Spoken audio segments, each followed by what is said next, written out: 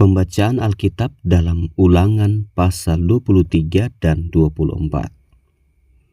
Ulangan 23. Orang yang tidak boleh masuk jemaat Tuhan. Orang yang hancur buah pelirnya atau yang terpotong kemaluannya, janganlah masuk jemaat Tuhan.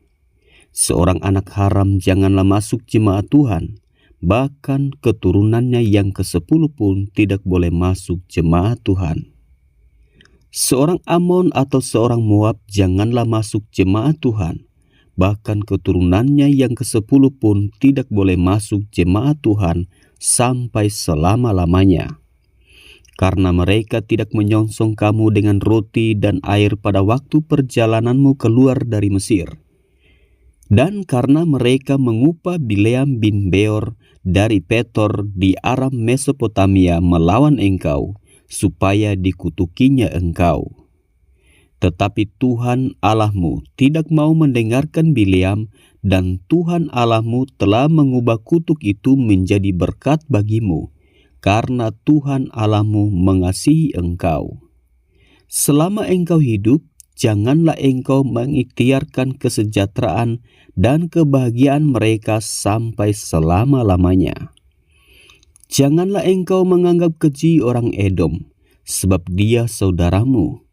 Janganlah engkau menganggap keji orang Mesir, sebab engkau pun dahulu adalah orang asing di negerinya.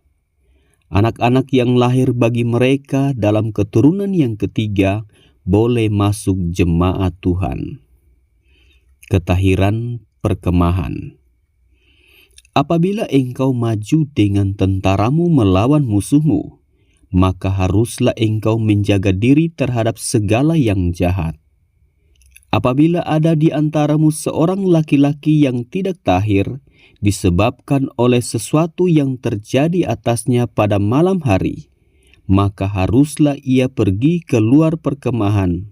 Janganlah ia masuk ke dalam perkemahan. Kemudian menjelang senja haruslah ia mandi dengan air, dan pada waktu matahari terbenam, ia boleh masuk kembali ke dalam perkemahan.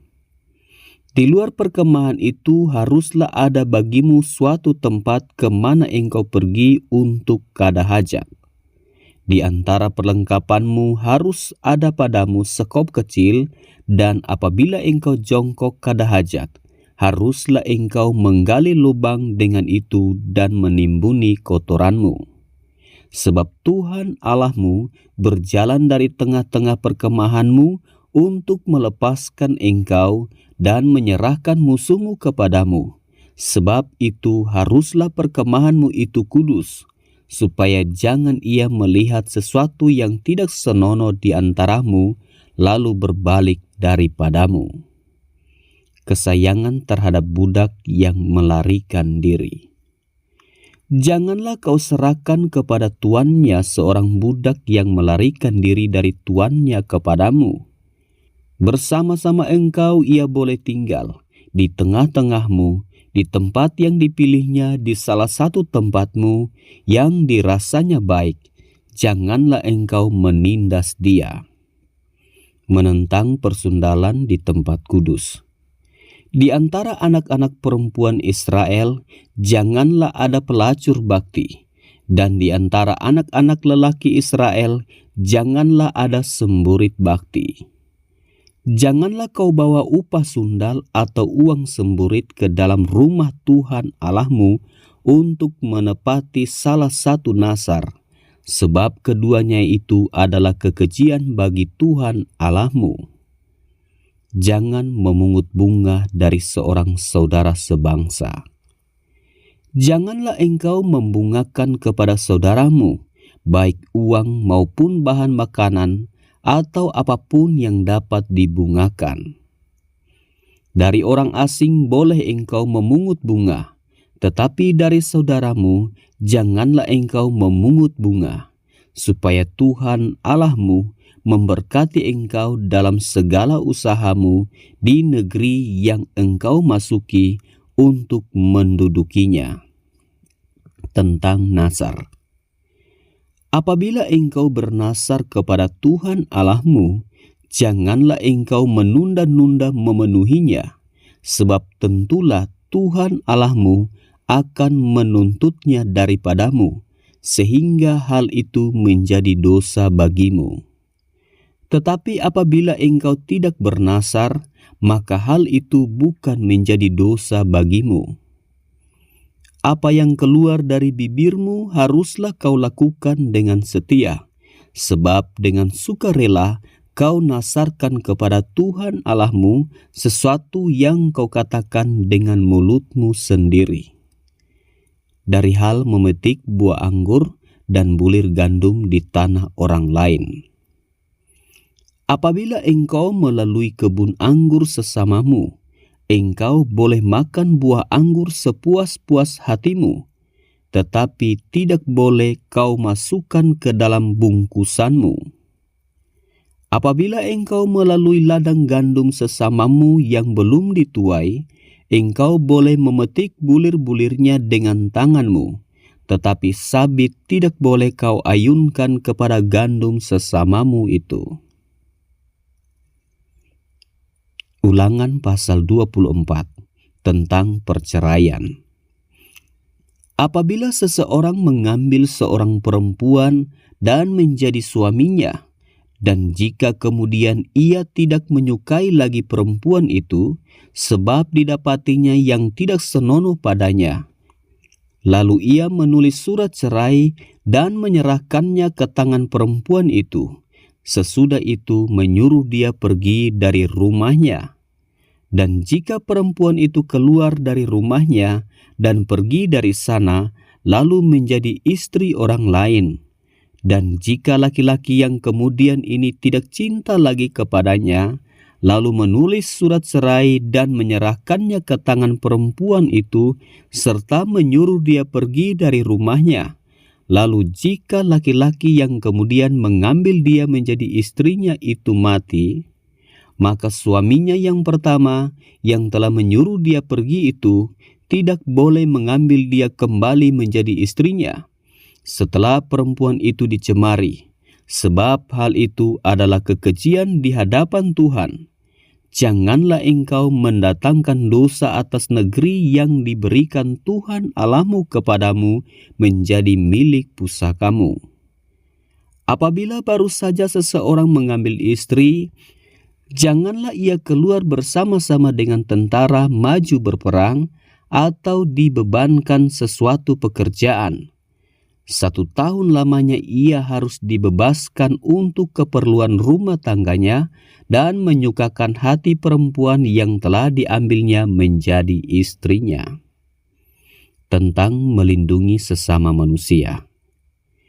Janganlah mengambil kilangan atau batu kilangan atas sebagai gadai, karena yang demikian itu mengambil nyawa orang sebagai gadai.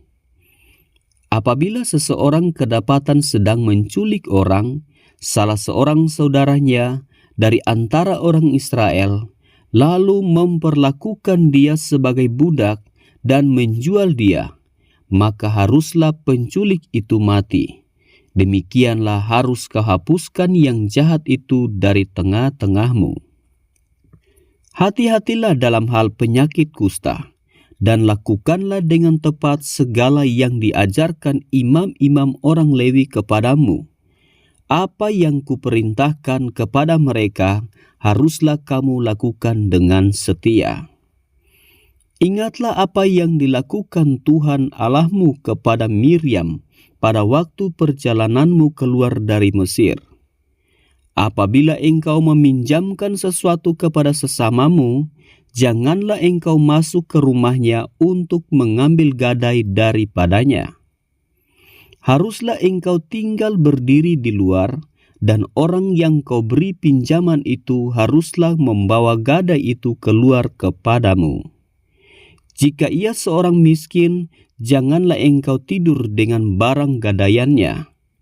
Kembalikanlah gadaian itu kepadanya pada waktu matahari terbenam, supaya ia dapat tidur dengan memakai kainnya sendiri dan memberkati engkau.